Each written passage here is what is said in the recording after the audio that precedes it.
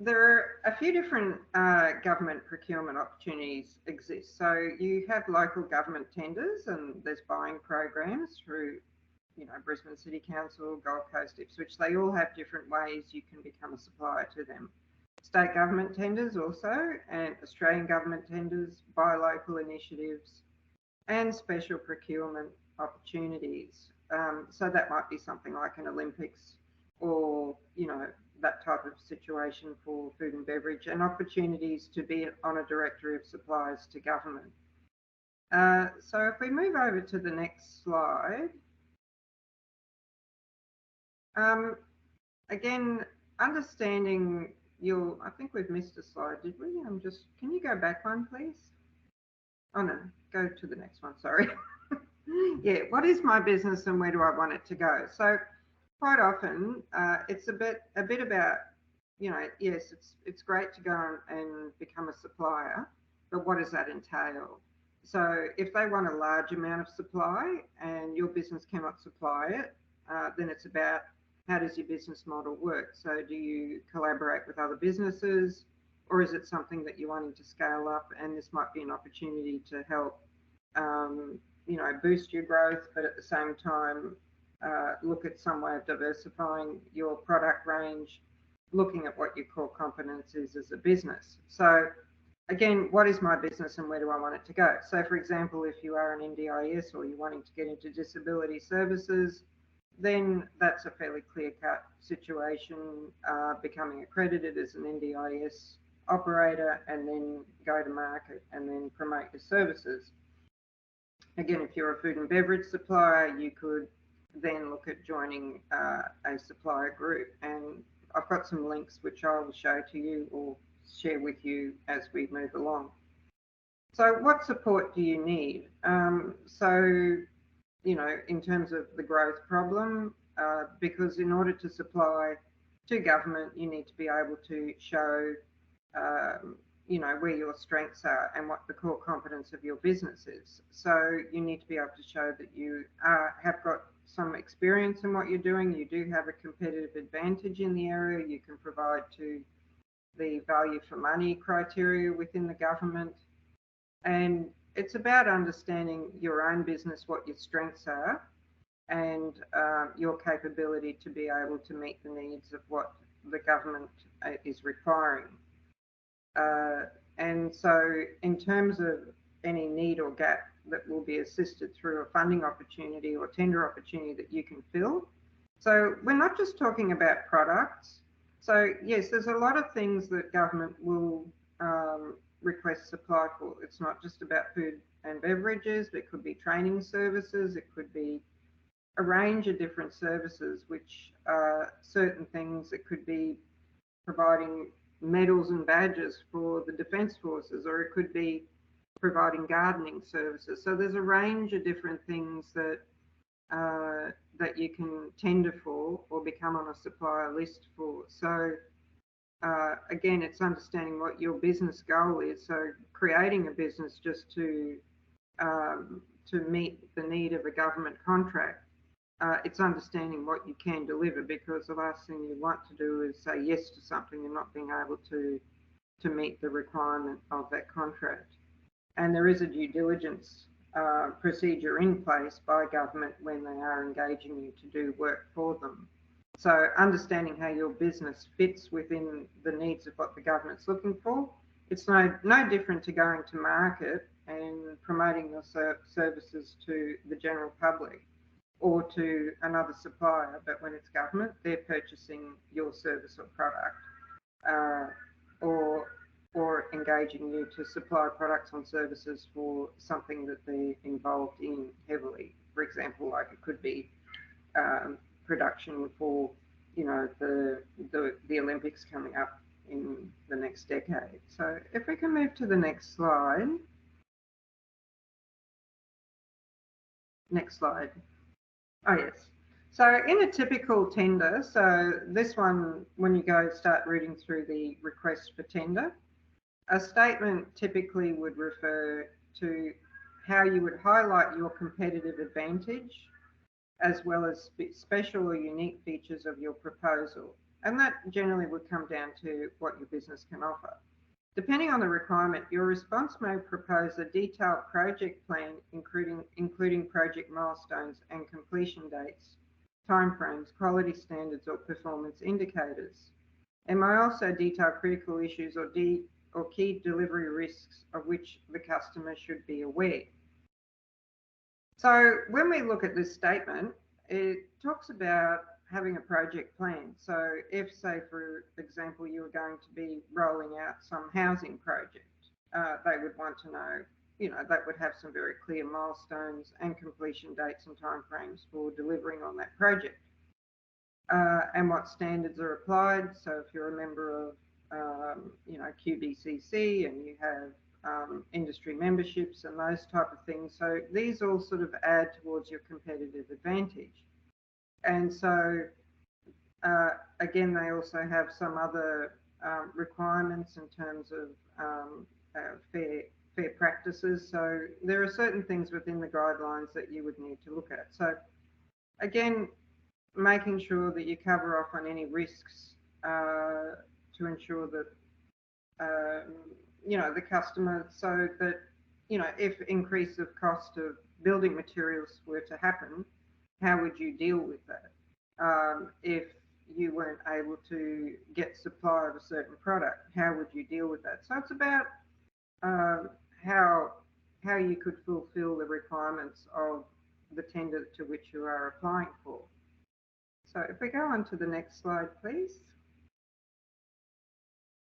So AusTender, and we're going to go through some links later, and QTender is a very popular site within the Queensland Government, and it has all of the tenders listed in there. So Brisbane City Council, other local council have their own buying programs, and again, I mentioned the food and beverage supplier list and Buy Queensland 2032, which is a major initiative that you can subscribe to. There's another organisation called the Industry Capability Network, which also helps to match towards tendering opportunities. And there are other commercial opportunities where they charge a fee for matching services to commercial opportunities outside the scope of the government tendering process. So if we move over to the next slide. Oh, is that? Oh, okay. What was the one before? Oh, yeah. Okay. So it's a matter of persistence. So, can I just go back one? I just want to make sure we're in order. Sorry. Oh, yeah. We've done that. So to the next one. It's a matter of persistence. So one thing, and this is one thing I've always learned, as putting in a lot of tenders over a lot of years, what happens is that quite often you think, oh, I didn't win the tender, so I'm not going to try again. The whole purpose of it is to dip your toe in the water. Even if you don't win the first tender, it's about getting the feedback. So not winning is actually a learning process in itself, because sometimes you'll find out why you didn't win that bid. And it will help you when it comes time for another tender round or another opportunity to provide to government to find out why you didn't win. Because, my philosophy, it's never a case of if, it's when, if you just keep trying and trying. Having a comprehensive business plan helps you, because at least then you can identify the areas in your business where you are focusing on growth, what your internal strengths and weaknesses are, and also to work out your cash flow. Because if you're going to be working on a tender for government, you have to understand, do they pay up front? Do they pay in certain tranches? Or is it paid on completion of the work? So if you have to bankroll it, you have to understand your numbers. And so having some sort of insight, and also having your financials up to date, of course, and knowing what your capacity for financially bankrolling in a situation where you might have to produce a supply to a government tender then having an understanding of your business workings will not only help you to answer the criteria that they're looking for, but it'll also help you understand whether it is for you or it's not for you. And core competence usually relates to your strengths. So you might have years of experience in aged care or community care, and so that gives you a strength in understanding people. Or it could be that you've been creating a particular food product in Queensland for a certain length of time, so you've got a manufacturing capability that can be scaled up that won't have any problem in providing supply to the food and beverage supply list, and or to anything that can be scaled up that you have got the people power for as well. So understanding your ability to hire people, particularly if it's building services or construction of major projects or even small projects. It's understanding what you're really good at, and that's where you can write that into your submission when you're putting in for a bid. And again, it's your passion for your business and also for the delivery of the project. And so if it's just something that you never thought of doing before and it's not really a strength, then it's probably just going for the sake of doing a tender process. I mean, the only reason you would go through a tender process is because, yes, you could do it, and yes, you've got the capacity to deliver it. And if you felt you weren't going to win the bid, if you're going in to win the bid, then yes, you would put every bit of ounce of energy that you would and a team together to help you to write the best tender that you could possibly write.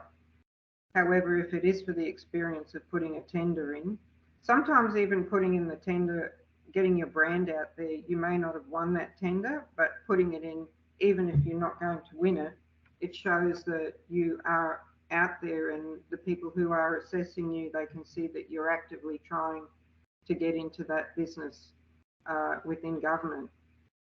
And so what is it in for the government body, and how does it meet the guidelines?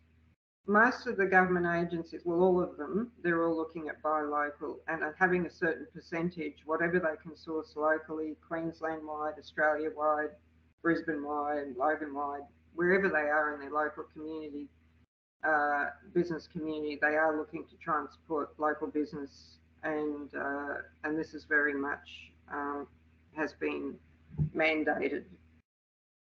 So we talk about value for money. What does that mean for you? So we're in the business of profit and not loss. So, you know, this is where, again, when I talked about cash flow earlier, quite often you can say, well, I'll put in the cheapest bid because I want to win that contract. But if it means that you haven't accounted for an increase in wages to deliver that, you haven't accounted for an increase in freight costs, you haven't accounted for an increase in any kind of contingency costs, material costs or anything, winning a contract that creates a loss for your business, even though you might win it, you still have to be able to deliver the amount of product or service based on the amount that you're applying for. And there's been times where, you know, when you apply for things and you work on current day's wages and you work on current day's overheads for delivering a service to government, that could put you in a relatively tight position, and it doesn't give you much room for movement. So being very mindful of the fact that just winning a contract, you need to be able to ensure that you can provide you can meet the needs of that contract, but also you're not compromising your own cash flow in the process. So to the next slide, please. So this is where it all starts. There's usually a request for tender guidelines, and so that would have a closing date as well as objectives of the organisation. So it could be, you know, what do they need? So what's that government department looking for? They're looking for a local supplier to provide X. or it might be that the objectives might be for the program that they're delivering services for, say employment services, for example, and they want to be able to service a target group of youth at risk, for example. So then it's looking at, well, how are we going to meet that? And so making sure that you're gathering as much evidence-based research that also underpins what you're doing within your organisation or business that can deliver that service, or for the product that you've got the quality standards in place. If it's a food product, you've got good manufacturing processes, you have got the, all of the food requirements, health requirements, or whatever it is that is required to deliver that. And not every tender is for big things. It could just be for supply of,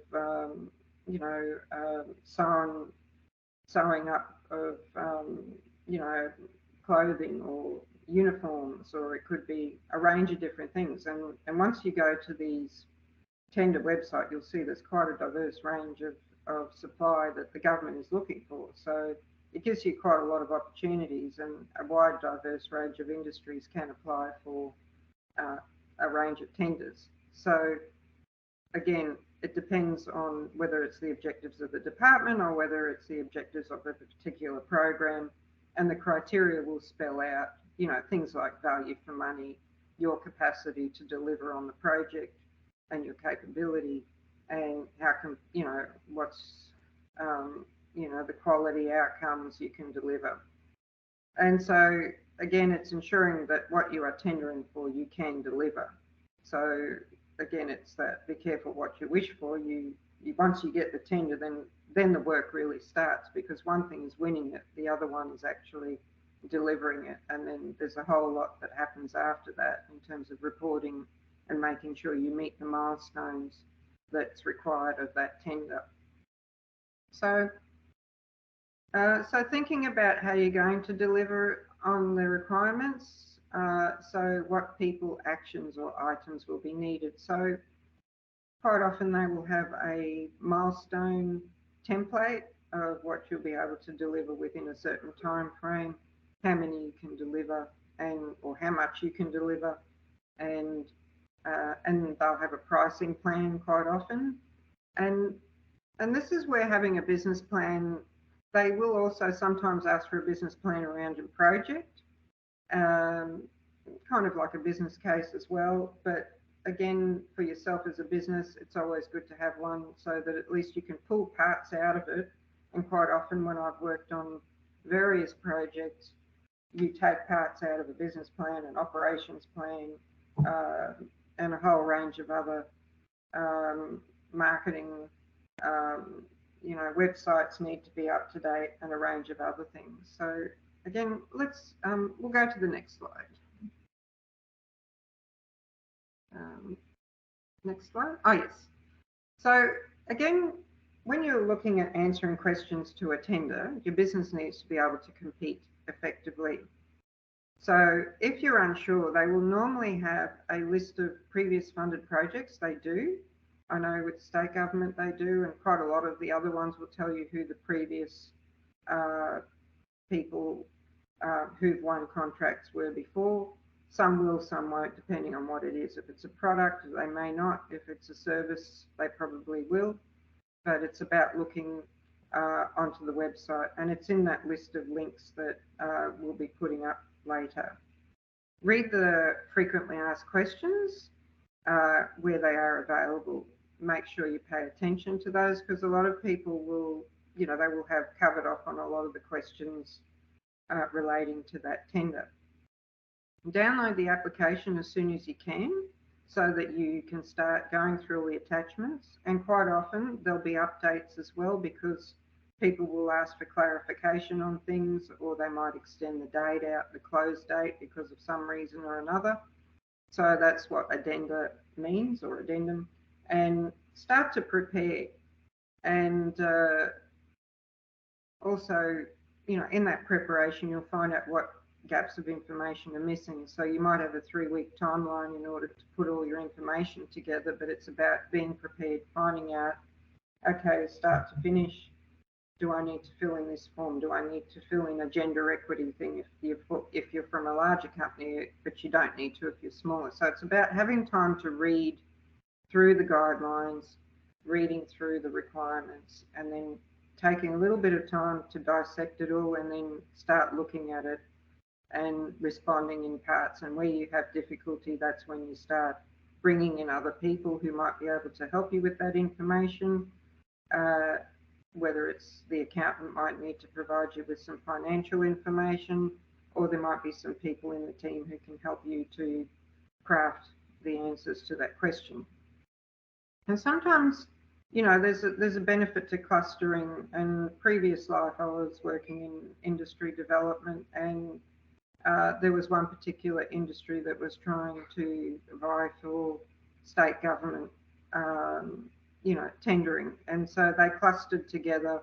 3 different businesses came together, and some had machines of one and another. So they got together and they were able to compete, because then they could scale up based on the 3 businesses that they had to be able to supply to the state government.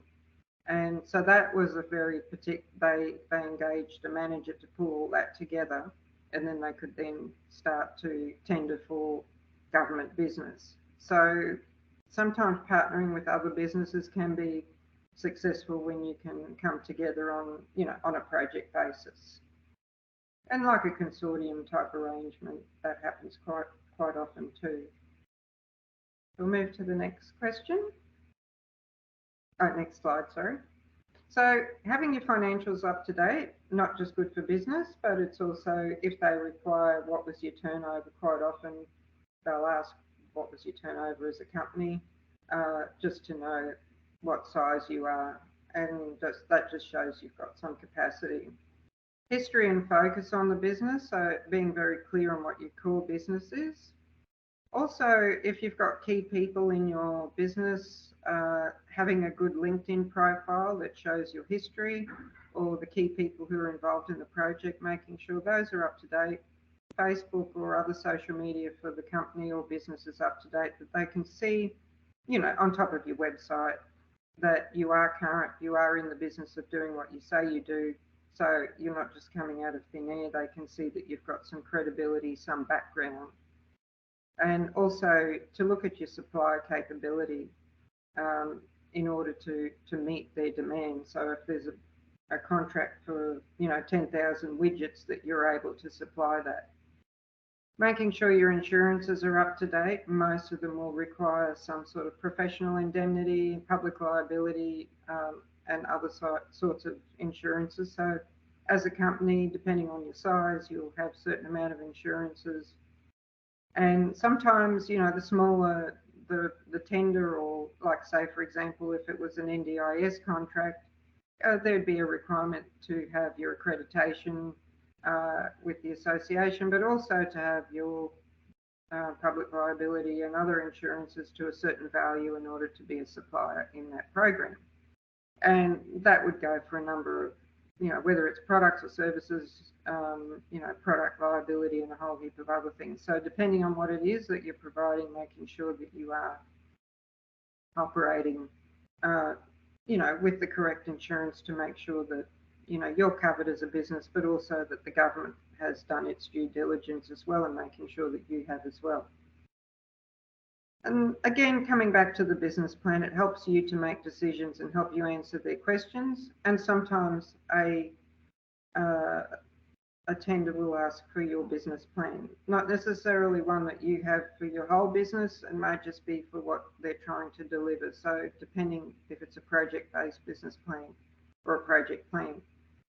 And being a member of an industry association or the like, being accredited in some respects, will build on your credibility, which helps improve your competitive advantage over people who haven't got that. So they're all valuable things to have. And you also get a lot of insights through the industry associations, and also contacts of potential partners that may be able to partner with you in on a project. So that's where that connectivity can also help, not just credibility. So if we can move to the next slide. So again, as I mentioned before, winning the contract is the first hurdle, and I've been in that situation before where you win a major contract and you think, yeah, this is great, and then the dust settles, and then you have to start going through, you get a contract manager with the department, and then making sure that any marketing or anything has to meet the departmental requirements, and making sure that your business is operating within their framework of their marketing style guides and guidelines if they're promoting you, and vice versa. Fulfilling the contract, plan for contingencies. I mentioned before, cash flow, meeting supply requirements as per the contract. How are they going to pay you? Do you get so much up front? Do you get so much in the, at certain milestones? Making sure you can meet that contract as per, your cash flow, and making sure that you have got an ability to bankroll that. Reporting and key milestones fulfillment. So depending on how the project or program or supply will work, they will have certain milestones or requirements that you need to adhere to. So making sure that you're reporting on time, and if you're not on time, making sure you let them know in advance if there is a reason why you cannot report to them. But it's always making sure to get a good record with the department, being a good supplier to the department, making sure you're keeping a good relationship with your contract manager is always key to a successful program or supply arrangement with government. And diversification of the business model.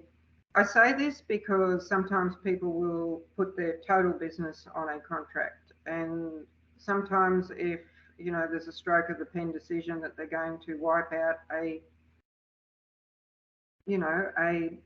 program, for example, and then all of a sudden that, and I'm just going to talk about, say, for example, if it was, say, an NDIS, and then all of a sudden that has stopped, have you diversified? Have you looked at other ways to create an income level? If it's a total gardening contract and you're delivering gardening services to a hospital, for example, and that was your total income, and if all of a sudden that contract ends, it's always been a wise philosophy in situations that I've worked in, that you always plan for the end of a contract. So you might get 3 years of delivery. What happens after that? So you try to work out the business model for the life of the contract, but you also try to work out your business model overall outside of that contract as well. So diversification is always something, making sure that you're not just relying on one and putting all your eggs in one basket, pretty much. And maintain good working relationships and communication with everybody that you deal with in supplying that contract. And that, again, at the end of the day, when you've finished off a contract and you've met the requirements, and getting that letter from the department, which I've received in the past, and it's nice when you say, yes, you've met the requirements, and you've done a good job with what you've done, it's always good for future reference, and also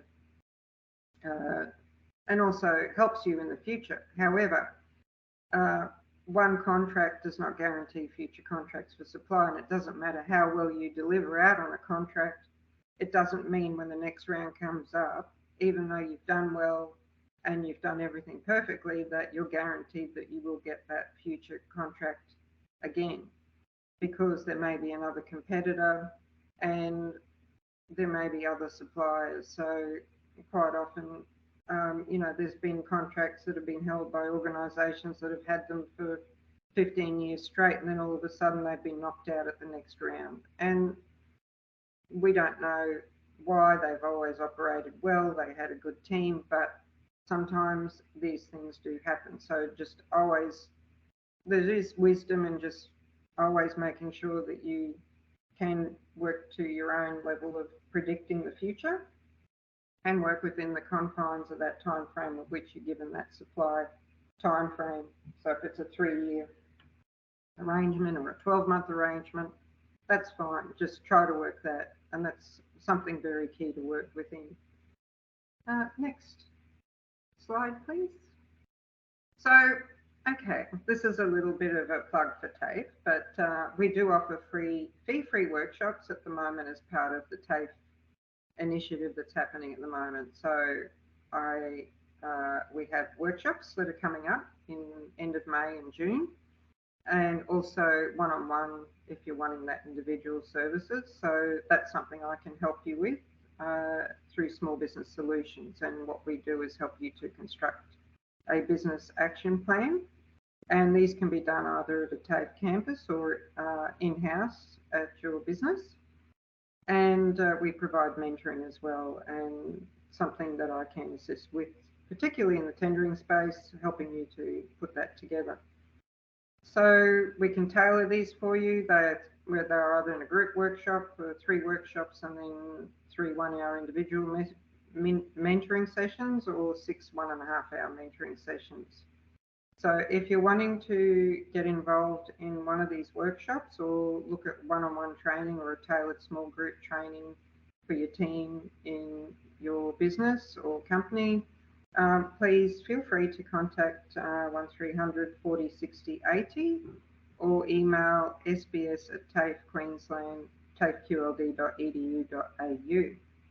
And if we go to the next slide, feel free to ask any questions. So I will, when we finish this slide, I've got a whole list of links that you can go to, or people, if they want that, can be emailed out through. I've provided this to Kenneth. Does anyone have any questions? So your microphone is disabled, but you certainly can ask through that Q&A function up the top of your screen. So please feel free to publish your questions there if there is any. Thank you.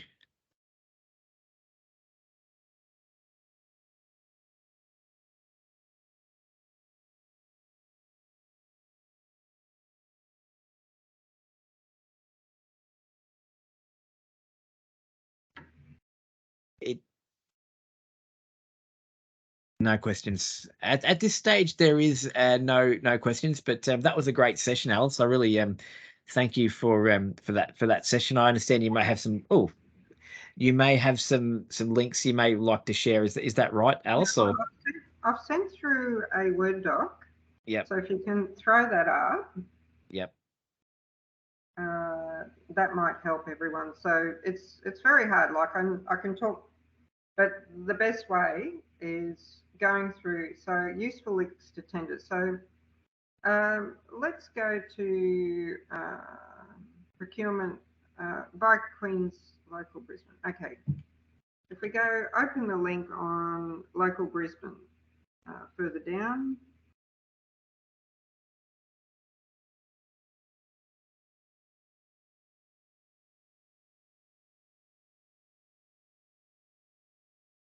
And we'll look at the Queensland one after that.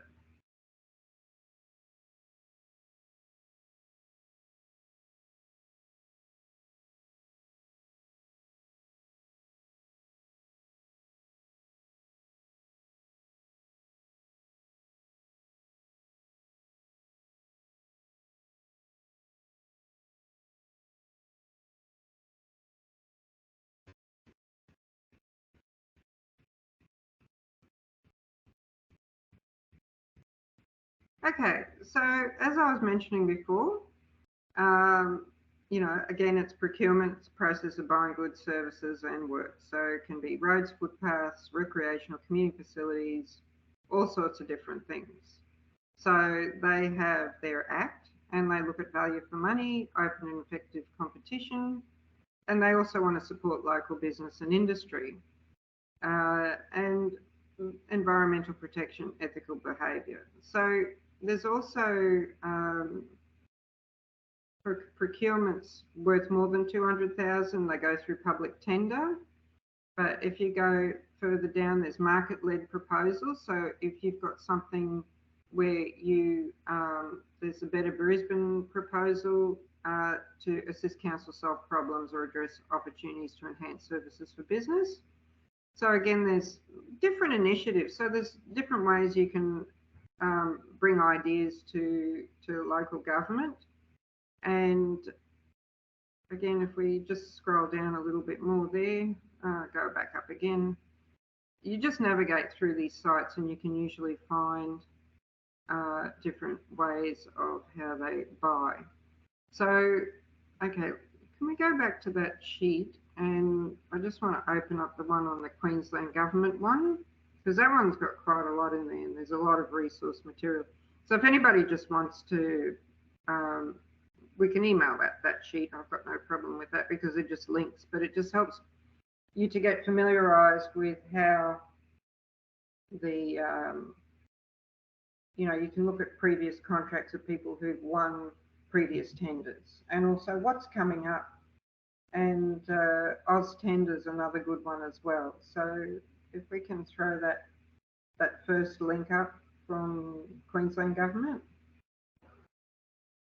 Sorry, it's very hard because I had this all on my computer. I just can't present online. So this is one.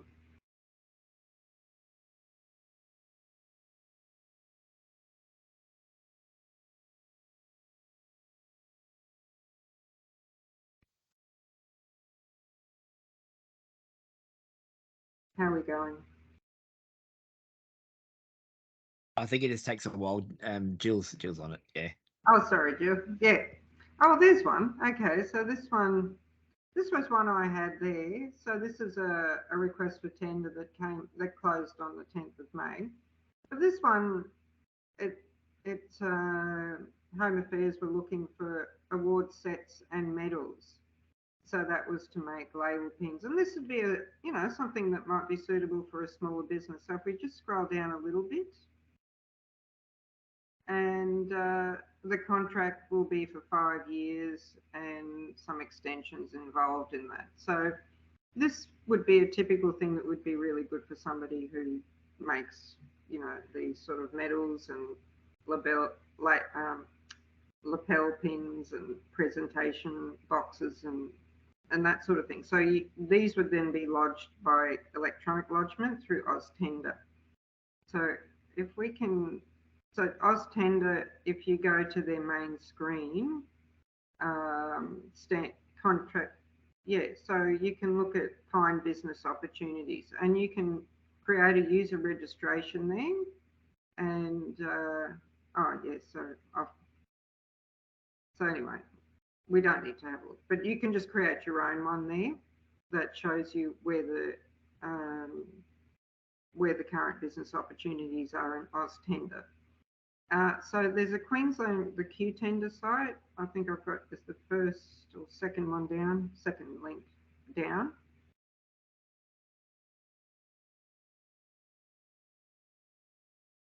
And all the local governments have their own little buying programs, just so you know.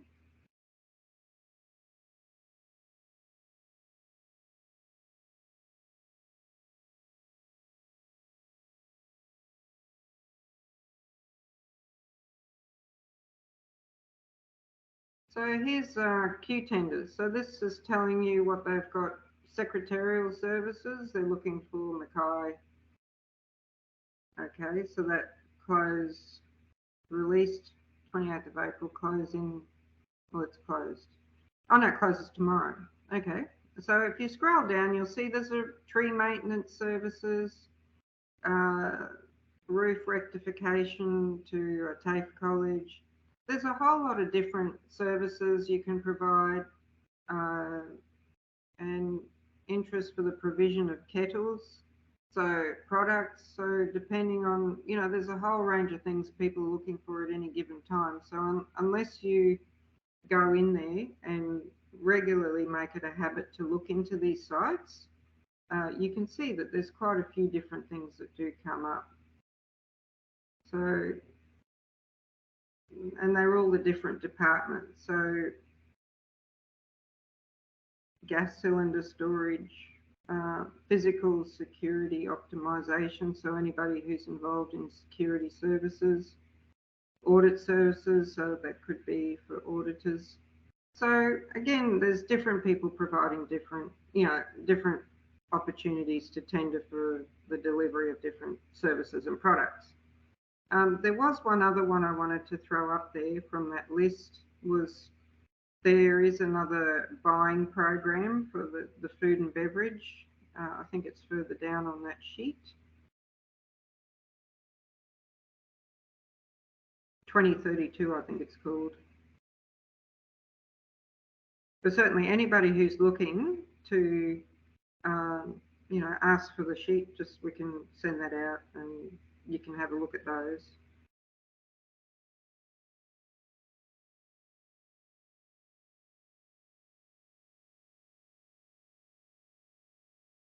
Yeah, so there's the food and beverage directory, so you can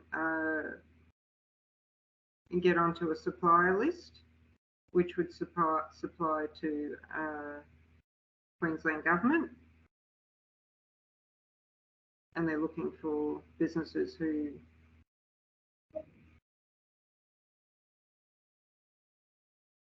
great. Yeah, so again, you can apply and go down to various sites where you might be able to apply for these different things. And there's another one for the Olympics. So they're all, yes, you can create, log in and register for these directories. And there's another one that was for the 2032 Olympics thing that you can register for as well. But they're all on that links sheet. So there are plenty of opportunities, again, through local, state and federal to find, I'll just see if that one's, yeah, 20, oh yeah, there's that previously awarded contracts, that bottom one. That's really good.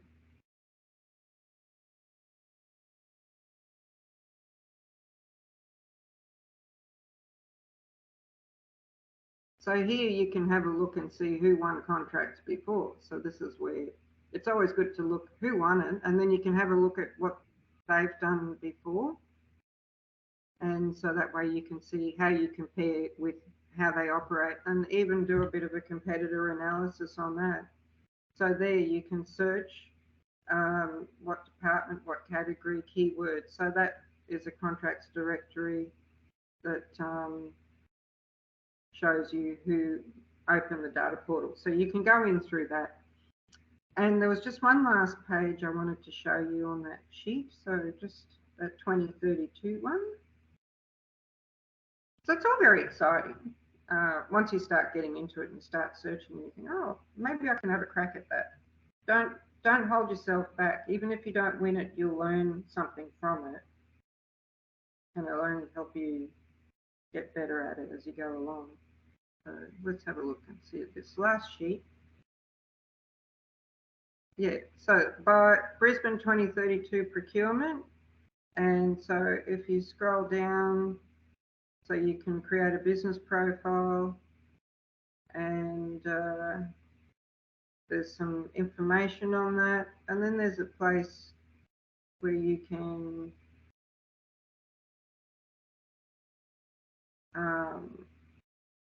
you know, it's also a questionnaire on if you're fit to supply, which is really good. And just go down. Do you want to receive 2032 Olympic information? So you can subscribe to all sorts of different things there. So they're the list of links there for you, and then you can submit and you can subscribe. And then should something come up, you're getting information. So subscribing to the government sites, checking Q Tender, Oz Tender, local government, that sort of thing. But as again, I'm going to do another promotion for Small Business Solutions. So if anyone's looking to do that, just that very last slide, if we're able to put that up one more time, I'm not sure if you can. Yes, we're happy to send out the web links sheet. And but also if you're looking, I can assist you with helping to guide you through any process. And also if you're looking at putting together a business action plan, please contact us. You can either email me through TAFE at alice.langford at TAFE Queensland, tafeqld.edu.au if you want to take a screenshot of that, or ring 1300 40 60 80 to find out about going through the program. It's again, this is another fee-free opportunity doesn't cost you anything, and we put together a business action plan for you. I see a hand up. Yeah, that was me, Alice. I just had a question from someone here that has asked for where is the best place, and you may have already covered this, but just might be just worthwhile maybe to circle back to it. Where is the best place to find details of government supplier panels to pre-qualify? Yeah, depending on the industry, and there's a lot of those links there. A lot of them will have them in there, and if not, shout out to me, and if I can help, I will. So because good old Google's a good friend. Supply a panel to this department, and it might just come up on the Google search. Yeah. And that sometimes helps, but also going through those links through the link sheet that I've just provided you, that'll help guide you in the direction. But if you want to make sometimes, so there's different panels for different things. Like there are people who I know who do mediation services, so they'll be a panel for mediators, and there might be somebody on the panel for for auditors, or it could be there's a whole range of different panels. So that's awesome. Thanks for that. That's actually really useful. I just want to also make a note that we've also been putting through some of those links in the chat for you guys to actually access as well. But we will actually also send that sheet out to you guys post event as well. And just one other question that came through as well, Alice, was that will your PowerPoints be available post event to be handed to the invitees? Yeah, I'm happy for that. Excellent. We can send that through. Excellent. That's perfect. Yeah, so whether you want to put it into a PDF so it's not as doesn't chew up a lot of memory, so that might be. Yeah, we'll do that. That's not a problem at all. Right.